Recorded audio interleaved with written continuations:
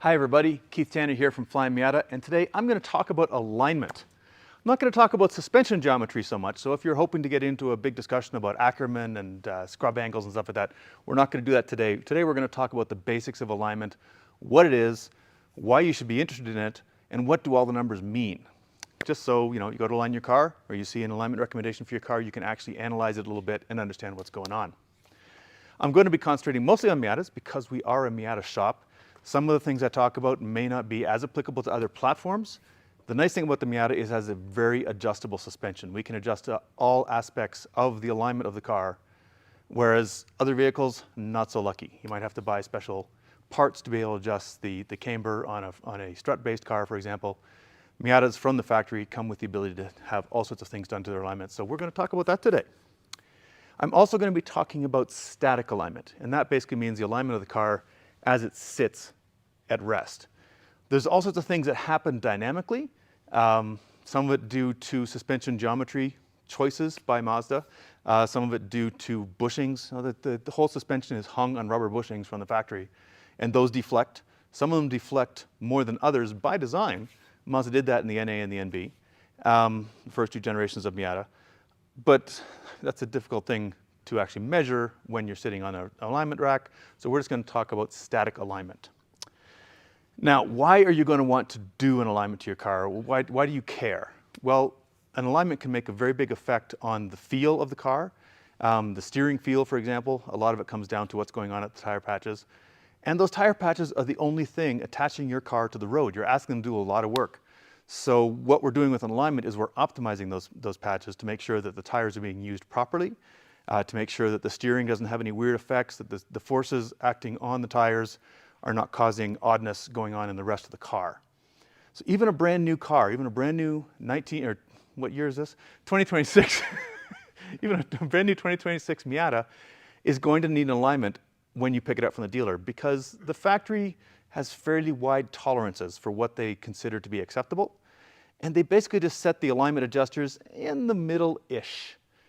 When we first took delivery of our first ND, one of the first things we did is we took it to the track the next day, and we did some baselining on it, and then I did a quick and dirty alignment in the pits, and we picked up a couple of seconds a lap, I think it was, simply from fine-tuning the alignment, getting it a little better, narrowing down the tolerances, and also going a little bit off script in a couple of places to make better use of the tires. So it can have a really big effect. It's one of the first things you should do to any Miata when you buy it. If it's an old one, you don't know where the alignment is. If it's a new one, you know it's ish. So that's a great time to get in there and make the car as good as possible. NDs in particular, for example, can pick up a lot of steering feel from getting the right alignment in there that's often missing from the factory.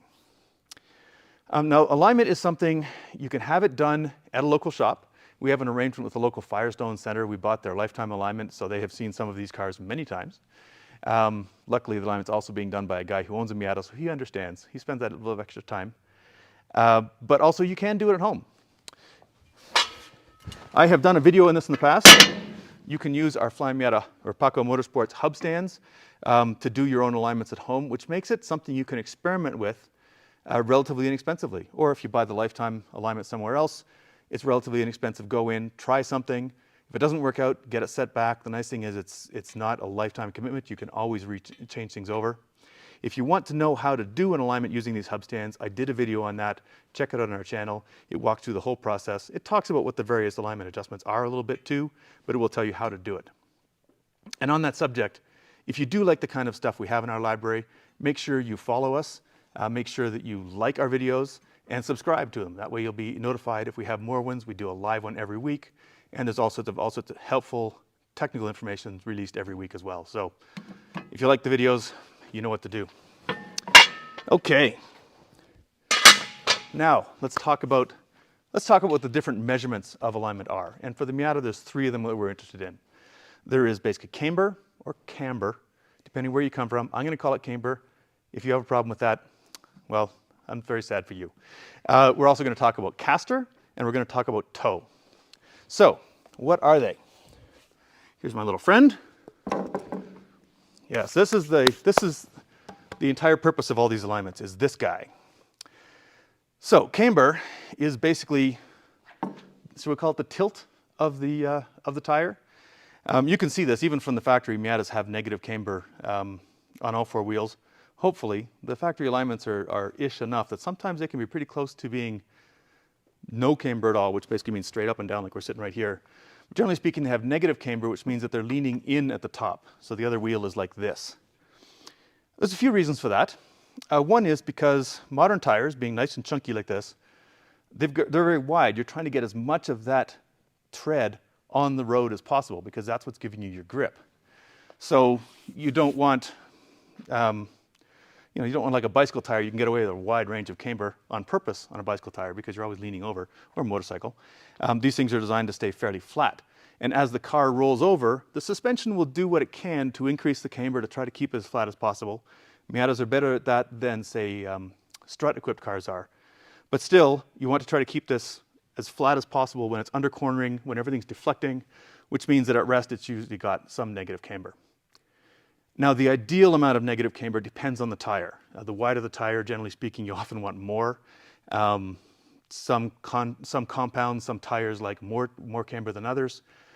So if you're really tuning for maximum performance, you will often need to know what your tire that you're dealing with, what it likes for maximum camber. Another reason to do it, and this is kind of an interesting one, is that there is camber thrust. And that means that if we were rolling down the road with this, a lot of camber on this thing right now, but just like this, it actually is generating some side force this way. And that's because this thing is made of rubber, it's elastic, it's full of steel too, but whatever, mostly rubber. It's deforming and it's trying to go back into its normal position, which means it's pushing, and it's pushing that way. So you can imagine if we're going around a corner and this thing starts going into positive camber, it's actually working against our cornering forces because it's trying to pull outwards. So if we have it leaning into the corner a little bit, that actually helps our cornering by giving us that little side thrust. So that's what we're looking for camber. Now, caster. Caster is a little harder to explain because you can't see it the same way. The best way to think of caster is a shopping cart. You've got a pivot point here, and you've got the tread, shall we say, back here, and that helps it. We're going this direction. That helps it straighten. It basically pulls the steering straight as you're going in a straight line. That helps with self-centering, which is really what you're looking for in an ideal shopping cart. You want all the wheels self-centering, which makes the car more stable. If you have negative caster, and that's positive caster when you basically have the pivot point ahead of the contact patch. If you have negative caster, that means that it's always trying to flop over, and the car will be very, very unstable. I've tried driving one of my cars when I messed up some control arm stuff on a kit car. Not a happy situation. They're very, very unstable, not in a good way. It's always trying to go another way. The wheels do not want to stay straight. They want to flop over one way or the other. So we're going to deal with cars with positive caster because that's what you're dealing with. And most Miatas, you can't actually get them into negative anyway. The newer cars, the NDs, tend to run a lot of it. And one of the reasons for that is because of their electric power steering, they have the ability to overpower the weight of that caster more easily than what the power steering cars do, the hydraulic power steering. And the cars with manual steering, unassisted steering, they probably want to run even less because you're fighting against that self-centering feel when you're trying to turn into a corner. A lot of caster will also lead to the car trying to follow ruts because it's always basically trying to go downhill. Miatas kind of tend to do that anyway because their track width is so narrow compared to most trucks on the road. They're always trying to go back and forth and follow into the ruts. It's exaggerated with more caster. But the good thing about caster, self-centering, good, helps you get out of slides, helps you keep you stable on the interstate. But it also adds some camber when you go into corners. So just by the way that caster works, when the tire turns, it leans in more. So it adds more camber as you turn, which is great. That's what you're looking for usually. You're turning into a corner.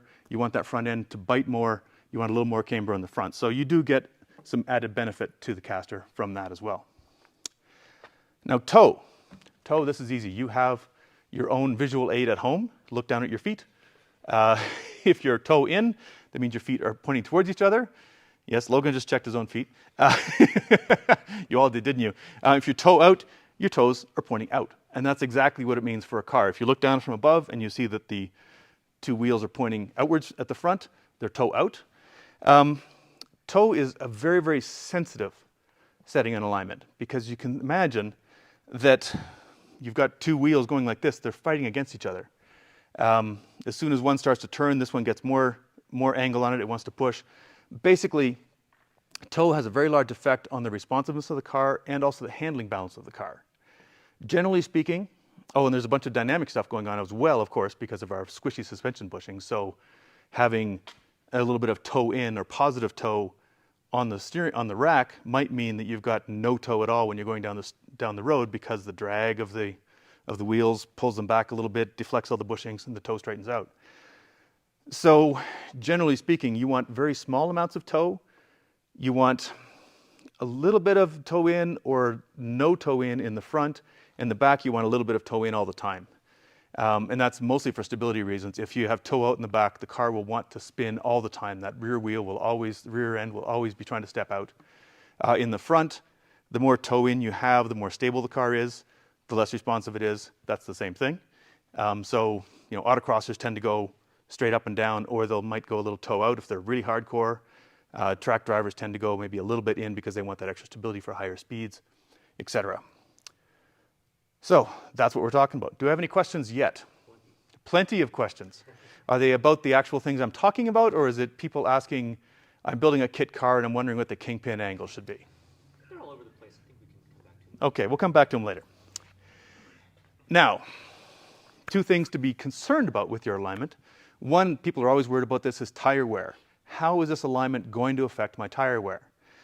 Camber, going like this, people think is going to have a big effect, but it doesn't really. Because the tire is deflecting, and because it's not going in a straight line all the time, you don't tend to see a lot of bad wear from camber unless you're going for extreme VIP stance levels of stuff when you're running around like this. But if you're running in sort of normal ranges, maybe 2 degrees negative at most, you don't see a lot of accelerated wear, because it means you're actually wearing the tire less on cornering, because it's using that tread more evenly, using the tread better. If you do see any camber-related wear, it tends to be an even slope across the tire. You tend to see even wear from this corner, which is the inside edge, out to the outside. It's just an overall slope, and that reflects the fact that the tire is just going like this. Toe is the one you've got to watch out for. If your toe is off, you can rip up a set of tires very, very quickly. The reason this tire is here is because you can see, hopefully, that this edge, this first 1.5 inches or so, is badly worn down compared to the rest of it, and that's a toe problem. If this is the inside edge of the tire, that's a toe out problem, because it means that the tire has been going like this down the road. If it's on the outside edge, it's a toe in problem. This is something you really do need to fix, because it does tear stuff up, and it doesn't really help you much in terms of a handling thing. Trying to get as much grip as possible, you do want that extra camber. You do put up with the fact that there's a theoretical possibility you might wear your tire in a little bit of a cone shape. Again, you don't often see it. If you're really worried about it, you can always flip the tires on the wheels once in a while, assuming that they're not directional like this one. But this one you can go side to side, whatever. But toe is something that will tear up tires quickly and it doesn't really get you a lot of benefit. Toe is also a setting you can play with very easily at home, because you can adjust it in the front just by adjusting the tie rods. It doesn't affect any of the other measurements. Caster and camber tend to crosstalk a little bit. You adjust one, you have to adjust the other. If you adjust either, you have to adjust your toe, but toe is one you can adjust on its own in the front. In the rear, it's not as happy a story depending on the generation of Miata, but especially the NAs and MBs. Adjusting toe in the rear involves adjusting the camber as well. It's a pain in the butt. But you can do the front toe yourself easily just by changing the length of the tie rods. And that's a fun thing to experiment with. If you want to see what toe out feels like, you can make those changes, count how many turns you do on the tie rods. If you don't like it, do that number of turns the other way. There you go, you're back to normal. And there's some inexpensive toe tools you can get that are basically just plates and 2 tape measures that you can make sure everything's right, because if you get it wrong, you can tear stuff up in a hurry. I used to have an old Subaru wagon that I used for skiing that someone had been off-roading in back in the day, and it had something like 1 inch of toe out in the back. And it was a little nervous in the corners, but I mean, hey, ski vehicle, it's fun. But it tore up tires like you would not believe. Luckily, it was running $35 snow tires, so I didn't care that much, but it was a great illustration. So let's look at the performance side of things. What do we want out of our tires? How do we know what we want out of our tires? And how do we know that we're going the right way on alignment? And the big one we're looking at here is camber. That's the one that we're always paying the most attention to. And this is where this happy little tool comes in handy. This is a pyrometer. You can use a infrared pyrometer. It's not as accurate as one of these. This has a needle on it that actually lets us get down into the tread. And it's as simple to use as you might think. I just turn it on, and then I stick it in. Now this tire is cold because obviously we have not just come off the track. It's 60 degrees in here. I just stick it into the rubber and it will give me a reading. 61 degrees, same temperatures we have of the air out here, which is not surprising. But what you do is you take a temperature reading on the edge, in the middle, and on the outer edge. And that will tell us if there's a temperature gradient going across here. If we don't have enough camber, the outside edge is going to be hot because the wheel's rolling over in the corners. It's putting most of the load on the outside edge. So we're going to see temperatures gradually decreasing as they go across the tire. And that's not good. We need more camber. If we see a lot of temperature on the inside edge and then it gradually going down, that means that we've got too much negative camber. Check your lap times. That's not necessarily a bad thing, but it does tell us that we are working this inside edge more than we have to. You can also get tire pressures out of this. If you find that the center is hot, that means that you've got too much pressure because basically the tire is ballooning. If you find that the outside edges are hot and the inside is cold, that means you don't have enough pressure. It's basically collapsing in the middle. That's how I like to think of it. So the pyrometer can tell you a lot about what's going on your tires. If you have something like an infrared camera or a infrared temperature, you can get those numbers as well, but be aware that tires cool down, the surface cools down very, very quickly. So you've got to come in hot off the track, and you've got to get that picture or get those temperature readings as quickly as possible.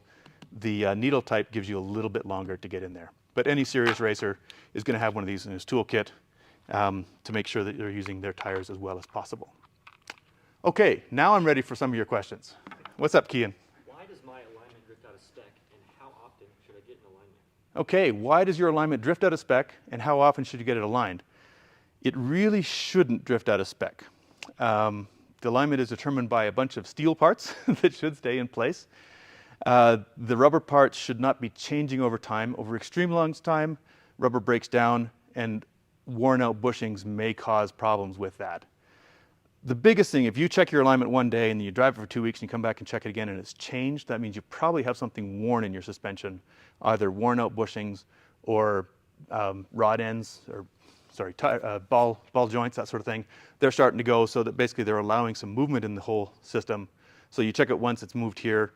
Check it again, it's moved over there. So you want to get rid of that slop. Or if you manage to hit something, a curb strike is a great way to change your alignment. Hard off-road use, you might be able to push some stuff around. On the first 2 generations of Miata, they also have a couple of alignment bolts that over time, if they're used multiple times, they tend to stretch.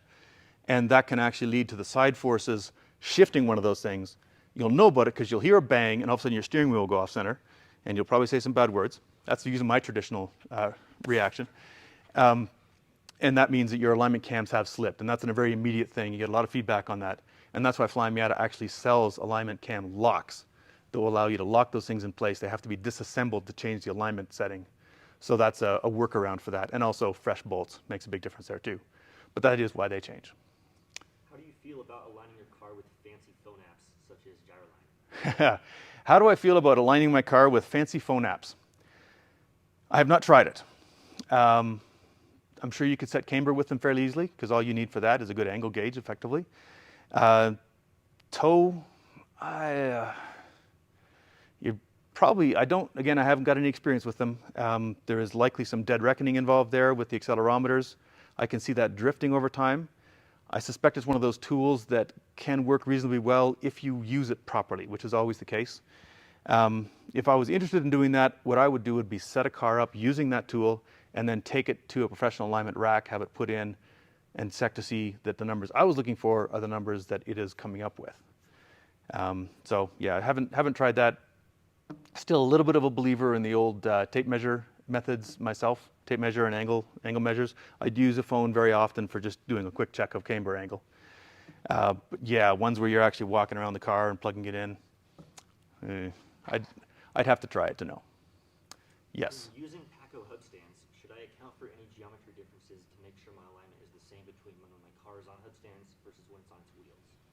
Okay, the question is, if I'm using the Paco hub stands, Doink. Should I make any compensation for the fact that basically the load center is in a slightly different place? This is effectively a zero offset wheel because the center of the load is actually very slightly off, positive or negative, isn't it? Is lined up with the mounting surface for the wheel. We've talked about offset, what that means elsewhere, but effectively this is a zero offset wheel. So that does put a little more load in the suspension. It can give you a little bit of extra camber on your readings with that. The best thing to do with that, because it depends on what your wheel tire combo is check the car when it's sitting on the ground, check to see what its camber is, and then put it on here and do a quick camber check, and that will tell you what the differential is on your particular setup. And that will be a consistent thing. So once you know what that offset is, you can work around that offset. But that's what you do if you are concerned about there being an offset with it being on the stands versus being on its wheels. Yes? How would you account for dynamic alignment changes for the NC and ND? For example, in the rear, NC's toe out on turn-in, ND's toe in on turn-in. Okay, so I mentioned at the beginning of this video that there are dynamic changes. On the NA and NB, it's due to bushing deflection. On the NC and ND, they have some bushing deflection as well, but they also have some interesting kinematics that comes from their multi-link suspension. The NC, when you turn into a corner, goes slightly toe out to help it turn in. They have a very quick turn in because of that. The ND goes slightly toe in, which is what the early cars did on turn in, because to give it a little more stability at those high-speed turn-ins. How do you deal with that? You don't really deal with it because it's not something you can set or something you can change. You just learn that the car, when it's cornering, works best with this static alignment, and that's what you have to go with because that deflection will be consistent. You can't design, you're not the chassis engineers for Mazda. You're not getting to move those points around. You're not getting to change the amount of toe change that happens, for example, on that first movement. So what you basically have to do is you find what works and you work around that. So if you do look at, say, the Flyin Miata alignment settings that we offer, say, for the ND or our recommendations for the ND, and we do have alignment recommendations for all Miatas on our knowledge base on our website. Those take into account the dynamic change that happens in the toe, and it's what works well for that chassis. Do you have a best or preferred way to align a car without a tool like the hub stands? Do I have a best or preferred way to align a car without a tool like the hub stands? It's very difficult. You need some way that you can allow the wheels and tires to move freely. I can see how you could do it with jacking the car up and a lot of trial and error. You have to sort of settle the suspension between each time you raise it and lower it. So you'd have to make a change, put the wheel back on if it was in the way, drop the car down, roll it back and forth a few times so everything settles, or do something to allow this to slide side to side, check your measurement, and then go around again, go around again. It'd be extremely slow, very high effort. I don't know how accurate you'd be able to get because every time you sort of load up the car with these things, you raise the suspension, it droops down, you drop it down in its suspension again, it goes like this. The wheels try to move outwards. They don't want to because that's the tire's job, is to not want to slide. So we'll sort of bind the suspension up. You've got to release that. It's going to be difficult. It's going to be difficult to be precise with that, but I suppose you could. I don't want to do that work, but I'm sure you could manage to pull that off with a lot of back and forth. Yes. All right, that's all the questions. If you do have questions in the future, I should have mentioned this earlier on, feel free to throw them in the comments. We do read all the comments. We will try to answer your questions. If you're looking for suggestions for the ideal alignment for your very specific use case, the best thing to do there is probably to reach out to our technical support department as opposed to trying to have that conversation in YouTube comments. But if you do have questions about what some of the things I talked about are, questions about things like the tire wear, how do you recognize if this is doing what it's doing, throw them in there. We'd love to help you out in there. And like I said, you can reach our customer support department by phone, by email, we don't really have text set up at the moment, working on it. Facebook, social messages, whatever. Come by our house, that sort of thing. We'd be happy to help you out. So, hope this was useful for you. Hope next time you get an alignment done, you can look at the sheet and say, oh, I see what happened. I see what was going on. And now I think I know why the car was acting the way it was. Hopefully you'll be able to do that thanks to this video. And thanks for your attention. We'll see you again soon. My name is Keith Tanner. Have a good one.